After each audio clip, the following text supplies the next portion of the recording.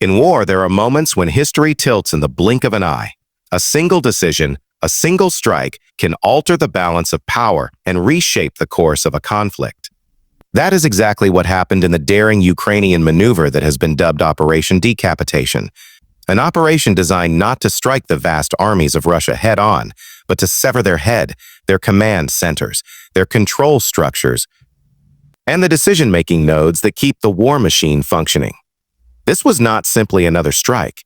It was a coordinated assault meant to collapse the spine of Russia's command network. The story is as gripping as it is shocking, and it deserves to be unpacked in detail. Hello everyone, welcome back to the Future X USA channel. Please subscribe and like my videos, because today we are diving deep into one of the most daring and audacious operations Ukraine has carried out since the beginning of the war. This is more than just a story of military tactics. It is the tale of a nation that has learned to weaponize intelligence, precision, and daring, and to turn them into a force that can destabilize an opponent far larger and far stronger on paper.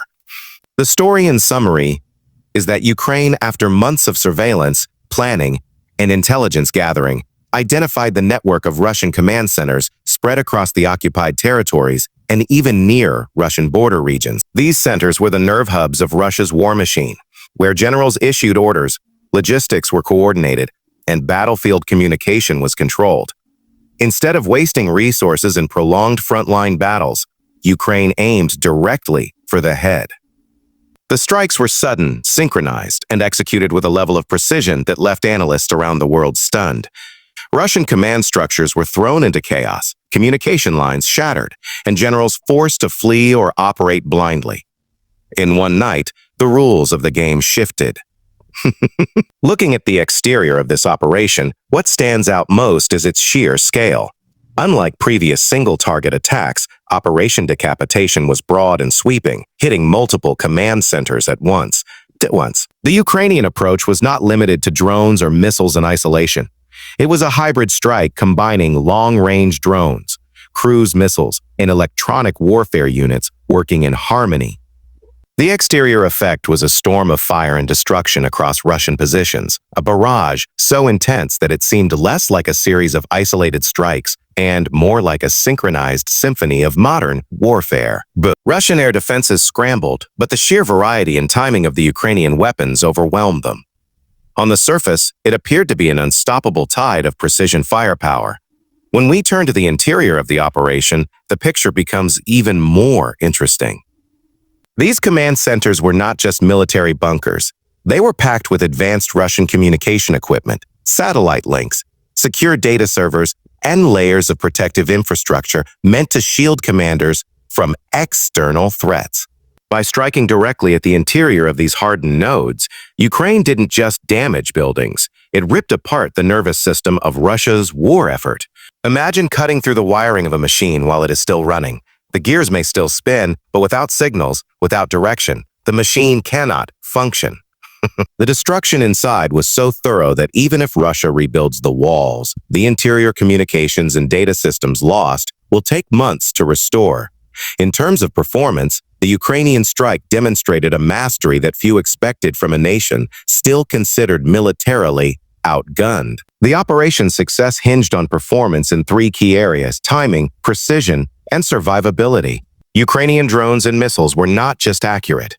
They were coordinated to arrive at targets within seconds of each other, ensuring that defenses could not recover. The performance of Ukraine's electronic warfare was also on display, as many Russian radar systems went dark during the operation, leaving their command centers blind and vulnerable. Performance here means more than hitting a target. It means dismantling an enemy's ability to respond. And in this, Ukraine performed at a level that stunned both allies and adversaries. Safety features in war may sound ironic, but they were central to the operation. Ukraine carefully designed Operation Decapitation to minimize civilian risk. These strikes targeted military installations deep behind Russian lines, avoiding densely populated areas. Unlike indiscriminate shelling, these were surgical operations, with weapons guided by satellite and real-time intelligence to ensure that only command centers were destroyed. The safety of Ukrainian pilots and operators was also considered, with most of the operation conducted remotely through drones and long-range missiles, keeping personnel far from danger zones. This combination of precision and distance made the operation not just effective, but also relatively low risk compared to more traditional battlefield offensives. The unique selling points of this operation are what make it stand out in modern warfare. First, it showed that Ukraine is no longer simply reacting to Russian moves, but is capable of dictating the tempo of the conflict. Second, it revealed Ukraine's growing ability to integrate intelligence from Western partners with its own homegrown technology. The drones used were not all foreign-made. Many were Ukrainian-built, showcasing the country's rapid innovation under pressure. Third, the psychological impact cannot be overstated. For Russian troops on the ground, realizing that their command centers are vulnerable shatters morale. Soldiers fight with confidence when they know orders flow steadily from above. When that flow is cut, chaos sets in. This operation's unique selling point, therefore, was not only its physical destruction, but its psychological devastation. When analysts talk about price, they usually mean cost in terms of money, equipment, and effort. In this case, the price Ukraine paid was remarkably low compared to the value it achieved. Yes, the operation required months of planning, the allocation of expensive drones and missiles, and the risk of exposing intelligence sources. But compared to the price Russia now has to pay, rebuilding command structures, relocating generals, repairing communication systems, and suffering weeks or months of operational confusion, Ukraine's price is minimal. For Russia, the real price is strategic, the realization that even its most protected assets are no longer safe. For Ukraine, the price is a necessary investment in survival, one that yields returns not just on the battlefield, but also in political and diplomatic leverage. In conclusion, Operation Decapitation is more than just a military success. It is a turning point in the philosophy of modern conflict. It demonstrates that in a war dominated by sheer numbers and firepower, precision and intelligence can level the playing field. By targeting command centers, Ukraine has shown the world that wars are not won by body counts alone, but by dismantling the very systems that keep armies functioning. The operation's exterior shockwaves, interior devastation, flawless performance, built-in safety design, unique selling points, and cost-effectiveness make it one of the most daring maneuvers of the war so far. The message to Russia is clear. No matter how large your army, no matter how advanced your weapons, if your brain is exposed, you can be struck. And the message to the world is equally clear. Ukraine is not only defending itself, it is redefining the art of modern resistance. This operation will be studied for years in military academies as an example of asymmetric warfare at its finest.